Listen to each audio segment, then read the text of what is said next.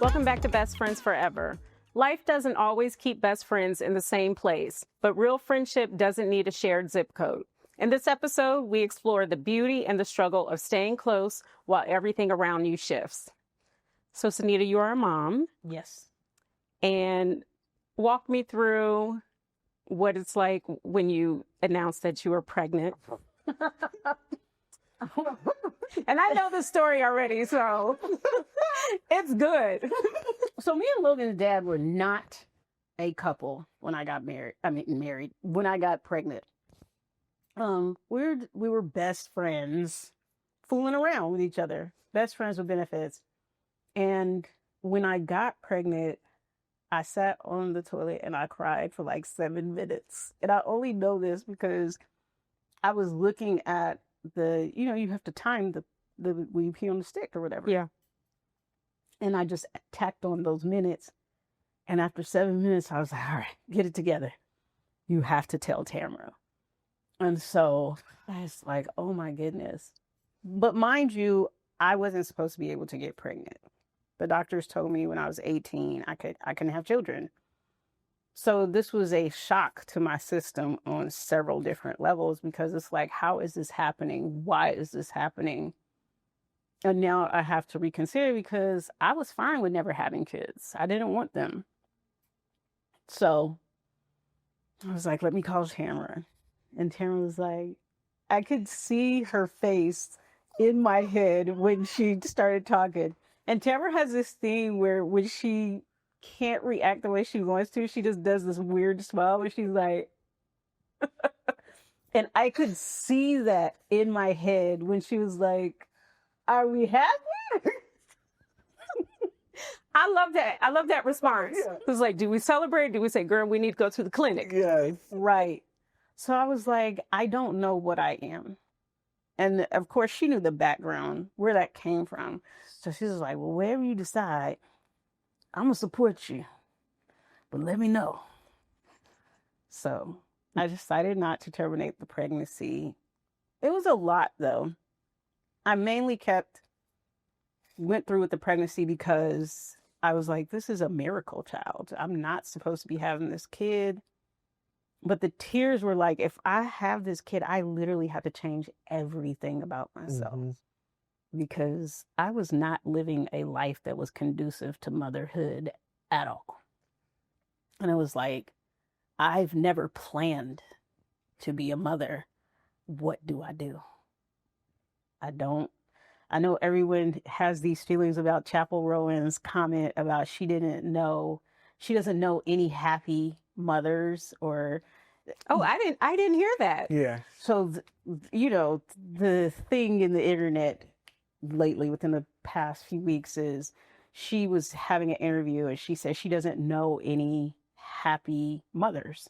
And it wasn't a generalized statement. She was speaking of in her group, her friends. She doesn't know them to be happy because they're mothers. And I experienced the same thing. And, some people are like, well, look at your mother. My mother was never happy the entire time I've known her. And how old am I, right? But even when I look at, I don't have good examples of happy motherhood. Even my sister was a teenage mom. And that was my thing. I was like, I don't ever want to go through what she went through. So getting pregnant I was 29, but I turned 30 a couple months after I had Logan. I was like, oh my goodness. That's a lot to change versus being younger and you growing with your kid versus I had lived 2 lifetimes before Logan got here. And now I'm expected to shift into a role I don't even have good role models for. What did I sign up for? And being a mom also shifts the relationship. Yeah. Because now this is a person who you've hung out with and on a whim can just say, hey, let's go to dinner. And so now you have this kid. And how did it affect your dynamic? I didn't. Like, it was just like, Do you got the car seat? Like, yeah, we had a car seat for our house, a car seat for our car, the family car, and there was a car seat in Tamara's car. It was always in my car. Like, wow. It just never came out. Like, that was her child. You were prepared. Yes, it was just like I knew that it was like, so, Logan would come out, open the door, and just get in her little seat. And, that's the thing that it became, because it was like, if we were doing something, I knew that Logan was coming. Like, it wasn't, can somebody else keep the baby? No, like, I was the babysitter. Like, when they did stuff, I kept Logan. So it wasn't, a big thing for me. Like, I mean, even times when when she needed a break and she went out of town, and I was like, okay, we are here. Me and Logan are locked in. We are here together while that's you your are. Baby. Yeah, that's like, and she gave me help the whole time. Logan would tell people, I have two moms. And I was like, you got to stop saying that, because people think they're going to think me and Tamara lesbians. No offense, because I am part of the queer community. But I was like, Tamara is not a lesbian. Stop telling. But in Logan's mind, that's her second mom. And I said, wait, there's like a cute term, baby mama. Yeah, you guys call each other baby mamas. Yeah. So I always be like, I always like, when I make a birthday post, I'll be like, to the woman that made me a baby mama. Like, and I think that because people that don't know us are always like, what? And like, what are you talking about? But I recall when Logan was really small, and there was an event at my job, and she was with me, and I was walking around, and they saw her, and they were like, Tamara. I was like, y'all have never seen me pregnant in this building. Do not act like I had a baby. I was like, this is my friend's daughter, but I am a surrogate mother. Like, so, right. So, that's when it started to become, because I'm good with taking Logan when she was smaller. Mm-hmm. I will never forget that day she tricked me into buying her all that candy. And she had those chocolate pancakes, and she was bouncing off the wall all day. And I was like, what did I do to myself? But I love having her around. She's funny. Like, she is a very funny kid, and it just never changed. Even though, like, we go places, it never changed our dynamic. We just had a third wheel. Like, that was literally kind of it. Like, but it wasn't an uncomfortable throw it. Like, she's never made me feel bad for bringing Logan along. I think she said something one time, and it was years later. She was just like, I don't understand why Joe doesn't ever keep Logan. Like, you need a time off, but Logan's always with us. And it wasn't shade to, like, don't bring your kid, because there are people who are just like, don't bring your kids around. She was like, no, we know we're family, so why wouldn't you bring your kid? But she mentioned it, and I think it was more so a call to the father should be supportive of this. You need your friend time too without your kid. But she was never like, she can't stay with her daddy. Mm-mm. I'm like, come on, girl, let's go. I don't trust that man. So Logan didn't have regular birthday parties. Her birthday, she thought my friends were her friends. Yes. Oh, so wow. When we would plan the birthday party, she was going down the list and inviting my friends to her birthday party. We had, when she turned 3, I think, we had a birthday for her in Decatur at this restaurant. This might be out of pocket. It was kind of like a bar. Huh? Yeah, it was like brunch. We had like Sunday brunch, and Logan was the 3-year-old. Yes. It was all grown-ups. We have to train him young. And Logan, and she, she got her gifts, and she was just satisfied with being in the mix with everybody. Yes. Yeah, I love that. Yeah, I love that. And then so, Tamara, you don't have any children. Is that a decision on your own of like, or did you not want? After seeing Synitta's child, were you like, "Whoo, this is a lot. I think I'm good." Well, here's the thing: is that me and Synitta, we had this conversation yesterday about how when I see kids and their grandparents, that I always feel bad because I don't have kids and my mom doesn't get to be the grandma. I always sometimes feel a twinge of guilt. But me and Synitta had this conversation years ago, and it was like she said to me, like, "You don't want kids," and I was like, I was flabbergasted. I do. Like, excuse me? I do want kids. She was like, no, listen to what I'm saying. She was like, you don't want kids because if you just wanted kids, you'd have a kid. And I was like, what? But then I thought about it and I was like, no, she's absolutely right. My mother was a single parent And that was a struggle I wanted no parts of. So I wanted a kid, but I wanted a family. Like I wanted a partner there with me to help raise my kid, not, I saw my mother struggle. I saw women in my family struggle being a single parent. Like I didn't want that for myself. So I got into a long-term relationship and praise the Lord, I did not have kids with that man.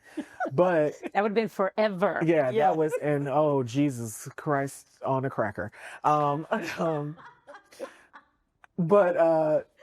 because that, when I knew that relationship wasn't going to work, by the time it really ended, I was in my late 30s. So the window for me to have kids was definitely closing. And so then I was like, well, hell, they have people having babies at 50 now. Like, please don't talk about that, because that's a whole nother conversation. Yes. And so I was definitely like, do I need to freeze my eggs? I even started talking to my guy friends about like doing like in vitro and like just getting a donor, but I wanted it to be a guy that I knew, like somebody that I was familiar with, a guy that I liked. As a friend. Do you know I asked that boy that I didn't text back? Anyway, that's a whole nother girl, what? That's a whole nother conversation. So it was all these things, but I always say I thank Synitta for allowing me to be a part of Logan's life, to the point that Logan thinks that she has two moms, because that means that I've been integral enough in her life that she can look to me if she has issues, if she wants to talk about something outside of her mom, she could come to me. And I feel sometimes I do feel like her mama, like, so it's kind of one of those things. So I always thank her with that, for making me a baby mama, even though I didn't physically give birth. And then I also look at what I do for a living. I work in education, and I have a large caseload of students that I deal with. And I always tell Synitta, I'm not a mama, but I'm the mother to 300 kids, every day. And I was like, so, I'm not a mom to my own birth children, but I feel like I mother enough people in my life that that part of me, I think, is satisfied in that. So if I've always talked about becoming a foster parent, like, because there's kids out in the world that just, I was fortunate enough that I had a big family and I had lots of love around me. And I feel like there's kids, they just need a hug. Like, they just need somebody to really show up for them and let them know that somebody does care about them in this world. So those things are in my future, even though, I'm a woman of a certain age. I still feel like I have the option to do those things and to care for children out in the world. So, but I was talking to one of my guy friends the other day, and he was like, why don't you women communicate with each other about motherhood for real? Like, why don't you guys warn each other about what is all involved? And I was like, it isn't so much a warning, but we do have conversations. Like, with all my friends who say they want kids, I'd be like, do you want a child or do you want an accessory? Because it's not like your dog. You can't put your baby in a cage and leave the house, right? Yeah. You can't put them in doggy daycare. Mm-hmm. Like, you have to nurture this human being. So when Tamara would say she wanted a baby, I'd be like, you realize how much you got to change about yourself. And if there's one thing I know about my friends who don't have kids, they've been this person for so long. I know how difficult it was for me to change at 30 my entire life. So you done gone longer. So yeah, biologically, you can still have a baby at 50. But if you talk to those mothers, ask them how much they've changed about themselves. So when you see mothers who just be letting their kid run all the way around because she 50, she like, I'm not changing nothing. I'm old and I have a baby. That's it. And she's tired at right. 50. Yes. Right? Yeah. She is tired. If you really thought about it, should I have this kid? Yes, biologically, I can still have a child, but am I fully equipped to take on the responsibility of a whole nother life starting at zero? And I think me saying that to Tamara kind of made her look at, okay, no matter what age I decide I'm going to just have this kid, I have to change who I am too. And I don't think it's wrong to be like, I don't want to change who I am. But I think there is a problem bringing a kid into the world and not changing nothing about yourself. Very true. What do you hope Logan is learning from you two about female friendship? Oh, she's learning a lot. Yeah. Because Tamara's not the only one she has been close to. I've had other friendships that were very intensely close, and they have strongly impacted Logan when they ended. In what way? Full on breakdowns. And I was like, I can't keep doing this to my kid. It made me feel like I was not doing a good job in choosing my friends. But then I realized I chose these people when I didn't have kids. So they were good friends at that time, but friends that I need while I'm in motherhood, parenthood, they were not the good people for that, because they didn't take into consideration that their actions not only affected me, but they affected Logan. So there was one friendship that ended, and we lived around the corner from each other. So I was the easiest way to get to where I lived was to pass her house. And every time I would pass her house, full on breakdown in the car, Logan would just start screaming and crying. And she was like, I want auntie. And it was one of the people Logan chose to call auntie. Because Logan's very persnickety about the people she like. If she don't like you, she do not fool with you at all. Won't look in your direction. You're dead to her. Because it's just Logan's very much vibes. And this person treated her like she was one of her own. She genuinely loved Logan, but there were some things in our friendship she really wasn't ready to admit or face. And she just cut me off cold turkey, but she cut off Logan too. And Logan couldn't understand. And we would be sitting in the house. She'd be like, I miss auntie. And I'd be like, I'm sorry. She was like, why can't you call her? Why can't you make her be friends with you again? And I was like, it don't work like that. After that happened, Logan just severs people. She'd be like, they're not important to us. We all we got. And I was like, stop saying that, Logan. Like, there are other people who are important. So as my friendships, another auntie that she decided to call auntie, she was just like, where's she at? I was like, well, is she not here anymore? She was like, all right, she's nothing to Logan anymore. There's maybe been 3 people that she has willingly called auntie that have our friendship hasn't worked out, and Logan has erased them from her mind. They are nothing to her. If she saw them walking the street, she wouldn't even acknowledge them. I don't like that she is doing that, but I used to do that when I was a kid, because it's easier to tell your brain they don't matter than to hold on to people and I realized those are the people that mattered a lot to her. So it's a detachment she's learning. But with Tara, I said, what would you do if something, she was like, what are you talking about? Nothing's ever going to happen between you to Tara. And I was like, okay, but what if, and she was like, no, you don't get to leave each other. Because she's the standard. Oh my God. So it's her, and she actually asked for Tangela to be her godmother. And I was like, what? And she was like, because I know her and Auntie Tam will take care of me if something happens to you. And so that's how she gauges if people are worth staying friends with, is how they show up for you. Even in her friendships, because Tara is aware of her best friends that she has. And she kind of does the same thing like what we do with her. She talks to them. You guys are good. Be like, girl, you doing too much, or you got to sit on ice. And she talks to her friends, but all of their parents are like, they're very grateful for Logan to be in their child's life, because they're just like, I didn't like my kids' other friends. And then I met Logan, and Logan has a really close friend who her parents don't speak English. And they never let their daughter do certain things until Logan came around. And so they're like, oh, you with Logan? You can go. Because they wouldn't let her go nowhere with her friends. And I make a point to meet all of Logan's friends' parents, and I have to have their phone number before she stepped foot in a house, or she goes anywhere with them, because if something happens, I want to know who to get in contact with. They let that little girl, her parents let her go somewhere with me. They don't speak a lick of English. Wow. And so anywhere we go, they let her go. Because I take care of Logan's friends like they my kids. Well, that's what responsible parents are usually do, but everybody can't say that. So yeah.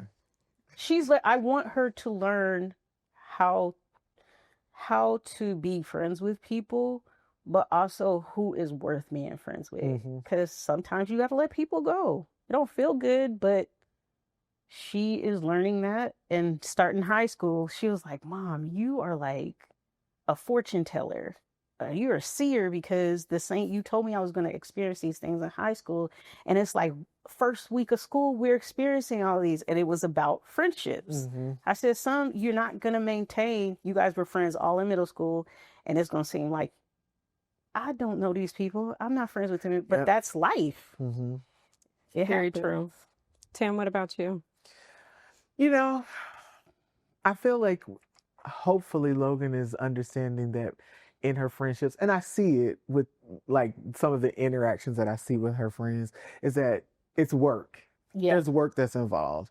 I think that, you know, for a long time for me, I have learned in being friends with Synitta and having conversations that some people that I gave the title friend were more associates than they were friends. And sometimes it's based on the nostalgia of a situation. Like, I've known you all my life. That's my friend. That's not really a friend. Like, you know what I mean? Like, it sounds good, but friend knows like all your secrets. Yeah, and, you know, and then you realize that these people, even though you guys have known each other since you were children, like, you guys don't know anything about each other. Like, nothing about each other. So a lot of it made me reassess my friendships, but I'm hoping that when Logan sees us, you know, sees us be serious in some aspects and sees us have a lot of fun together, and that those are parts of being a friend to someone, is that, you know, sometimes it's gonna be tight and y'all gonna be tussling, but if y'all are really friends, y'all can work through it and, you know, get to the next and have a good time. That's kind of, you know, what I hope I'm being a good example to her. Like, she is. She wanted to come. Can I come and sit in the background and be y'all's moral support? This is not for you. This is about my best friend, okay? I'm sure she's probably like, but I'm also your best friend. Yeah, she would have sat right here. Yes. And put her arms around her like, hey, girl, get out of here. Like, I always notice this, and I don't know if you notice it, when we go to the movies and it's just the three of us, she makes sure she sits between the both of us. Yes. Oh, that's like, so cute. So when we want to talk, we have to lean over and talk across her, because she sits in between the both of us, and I'll be like, she sits between her two baby mamas. Yes, she does. She absolutely does. So when you you relocated to California, you left Atlanta. I did. How old was Logan at the time? 6. And I'm sure you were probably like, Lord, my baby's moving. How did that impact you with your best friend moving literally like a couple thousand miles away? You know, when she told me she was moving and we talked about it, I understood what the move was for. I wasn't mad about it. I knew there was purpose behind it. It wasn't just like on a whim she decided she was going to move back to California.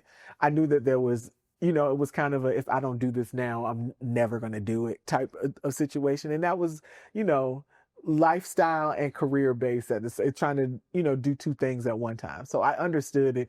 Was I sad? Yes, because like that was my partner. Like I had gotten into a groove where we kind of did everything together, and so it was like you know, I was in a 1-bedroom, and I can honestly say this, and I didn't go anywhere for like 2.5 years. Like, and when I say I didn't go anywhere, like, my sister was in a relationship at the time, and she was living with her significant other.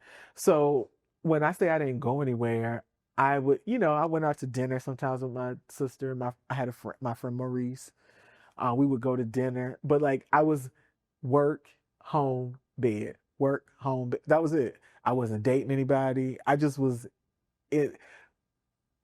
constantly in the house. Like before the people put us on lockdown and said that we had to stay, I stayed. And I think that I wasn't in a good space. I was going to ask, were you depressed? And that was the thing, is that I probably was, but there weren't anybody was. Now, if she was around me, she probably would have called me out on it, but it was definitely I was very shut down. I just wasn't open to anybody. And it was probably a combination of, I was still recovering from a breakup, but also like, now my friend is gone and now I'm just here by myself. And I wasn't cognizant of all that was, happening kind of around me, what I was doing, how I was behaving. Like, we talked on the phone like all the time, but I think it was different. Like not seeing her daily, like not seeing her daily, or not having her presence. Even if she had moved into a different apartment, like I couldn't just ride up the road and, see her and Logan. And, sometimes when you get accustomed to that, like, I will always be like, Logan, but then I would be like, Logan, so it was like some of those days, like you miss those days when you get accustomed to having someone in your home in that way. And it, for me, it was a situation that my friend was going through something when she was in California, and I, in turn, because I was going through something, wasn't showing up for my friend like I should have. But that was, again, because she knows me, like I shut down. And so in her mind, I was doing all right, but I wasn't doing all right. And I just never said that I wasn't doing all right. It was, and when you get in a routine, and I'm one of those people that if I have a routine, I just do my routine. And that's what life had become for me. It was very routine. It was, work, home, dinner, bed, wash, repeat, wash, repeat. Like that was it. Like that was it for a while. And then, you call me out on it. Like, I mean, I think it's because being your best friend, I see you. Mm-hmm. And so when that changes, I'm like, what's going on? And her constant answer was nothing. Nothing's wrong. Everything was wrong. Mm-hmm. So even though she's saying she didn't go anywhere, she didn't do anything, I'm seeing what she's doing. Mm-hmm. And this is where I feel like sometimes social media, people be like, social media ruins relationships. I don't think it's social media. I think it puts it in your face. Mm-hmm. Whereas if we didn't have social media, I would have still known something was wrong, but I wouldn't necessarily have the proof. Mm-hmm. Whereas you're telling me you're not doing nothing, you're not going nowhere, but I'm seeing you post stuff online. I'm seeing you physically leave the state. Now, I don't know what's going on. I don't know how you're able to leave the state. I'm not counting your coins and nothing, but what you're telling me is different than what I'm seeing. Mm-hmm. So when I would bring it up, I would be like, what is going on? She's never done this before. This is off. I've never had my friend be dishonest. And so when I think Logan will turn 10, and Nisha, her sister, came for Logan's birthday party, but Tamara didn't. Uh-oh. Yeah. I was tight about that. I wanted to use some choice words. I'm sure we could all figure out what those choice words are. Yes, but I was tight, and I was like, you cannot make this about you. This was Logan. But that made me tight all over because Logan's an extension of me, right? Mm-hmm. And it didn't make sense. Like, me and Nisha not best friends, and she showed up. This is your baby. And you got every excuse in the world. It was money. I don't have money. But then I would see her in Texas, and I'm like, but you got money to go to Texas? Like, what do you do? Like, you don't have to lie to me. But I'm not. And I was like, oh my God, because she knows how I feel about people lying. Like, especially when you don't have to. So it was pissing me off. And at the same time, I had another best friend at the time it was weird. She saw Tamara as competition. So it was always like, I'm the best friend. And it was just like, calm down. Well, I came to visit you and she didn't. And that was like opening up another wound, because it was like, I can't even fight back. Argue, yeah. I can't defend you because she did come. and you not here. And she reminded me of that all the time. I came to California. She never came. She was here. You were here 4 years and she never came to visit you. That person is no longer around. But you see who's still here, right? I'm just going to turn my head on that one. So, but there's certain, I realized this is not anything I'm necessarily doing. There's something going on with Tamara, and she doesn't feel like she can be honest about it, but it is ruining our relationship because it's not just about me. We have this little person that you say she's important to you, and she doesn't understand why your sister is here, but you're not. Because she asked, "Where's Auntie Tam?" And then Tangela came to visit. And you were in the doghouse. Yes. Okay. It gets worse. Yes. Another person came to visit that Logan referred to as Auntie. And she was in tears. She was like, "I miss you so much. I miss my friend," crying. And Logan is like, "Where's Auntie Tam?" And I was like, "I don't know, Logan." But Logan did not cancel you. So she still had hope. Cancel. Okay. She didn't cancel me. I appreciate that, Logan. Because I don't lie to Logan. Yeah. So when she asked, I said, "Logan, I genuinely don't know what's going on with Auntie Tam." She was like, "Is she okay?" I said, "I don't know. But she's not being honest, so I don't know what to tell you." And I said, "You can call her." She was like, "If she wants to talk to me, she'll call me." So she wasn't calling Logan either. So Logan was just like, "Ooh, what is Auntie Tam doing?" I said, "I don't know." So when we moved back, it's the pandemic. So she can't see her. So Logan took that as a valid excuse. Okay, we can't go see her because we're on lockdown. But the minute we come off lockdown, Mommy, if she doesn't come here, she's not a good friend. Said, "Oh, wow. We'll be okay." Of course, it didn't work out like that. And you see, she's still here. But Logan was ready to go to war. She was like, "All right, Mom, what is going on?" And then did you all have a conversation about what went wrong in California? Like, were you able to eventually come clean and say, "This is what was going on"? It's just, for somebody who has spent most of their life studying mental health, you weren't doing well. Not really. Sometimes I'm not, the best at communicating my own struggles to other people. And again, it's something that in life, like I am very much, I don't like to ask people for stuff when I need help. It's really hard for me to ask people for help. So in that same respect, it's hard for me to kind of what I felt would be dumping on my friend when, I am this way, I can handle it. Like I'm such a Sagittarius. Like I can do it myself. And that's pretty much kind of what I was trying to tough myself through when I was having my own mental health struggles. And, I had to come clean because like my friend was back, but my friend was mad because like, you didn't come, so, and I understood that. And I apologize. And like, I really didn't feel like I was in a space. And a lot of times when you don't feel like you can communicate with people, I knew she was a safe space, but I felt like I hadn't been in that space with her. Because when it was before, it was, with the man, and then we worked it all out because we were both in a space, but you were in a different space than I was. And I was just like, I can't trauma dump on her because I'm experiencing something that is solely about me. It's not, it wasn't caused by anyone. It didn't involve anybody else. It was just me beating up on myself and, about whatever struggles I was having and robbing Peter to pay Paul. And it was a whole bunch of things going on.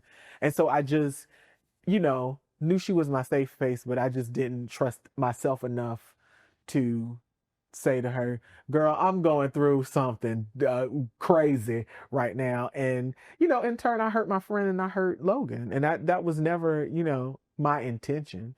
And, I have been better and trying to make up for it every day since. Does Logan remind you No, she doesn't. Oh, she doesn't. Me. But she always likes to tell me that I'm old. Then she does remind me of that. Every opportunity she gets to let me know that she's a young person and I am an old person. She does do that very well. So. Well, I'm glad to see that you guys work through the distance and your mental health struggle during those couple of years, right? Mm-hmm. These women have proven that distance doesn't weaken a real friendship. It deepens it. In our next episode, we explore what happens when a best friend becomes part of your end-of-life plan. We've been friends for so long that I know undoubtedly if anything happens, it's Tangela and Tamara.